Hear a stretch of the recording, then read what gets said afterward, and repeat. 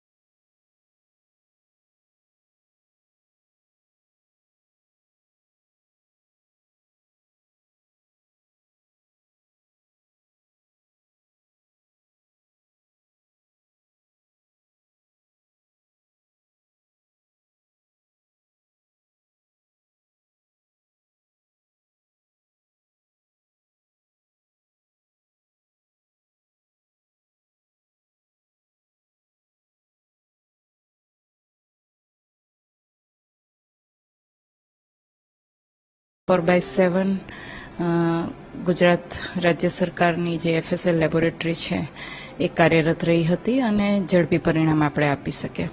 ભવિષ્યમાં ઈશ્વર કરે કે આવી કોઈ દુર્ઘટના ન બને, પરંતુ જો થાય છે અને અનએક્સપેક્ટેડલી આવી ઘટના ક્યારે પણ થઈ જાય, જેને ડિઝાસ્ટર જેને કહી શકાય, એવી પ્રકારની જો કોઈ ઘટના થાય તો વધુ ઝડપી પરિણામ અમે આવી શકીએ એ માટે સદાય તત્પર રહીએ છીએ અને શક્ય એટલી એમાં પ્રયત્નશીલ રહીશું.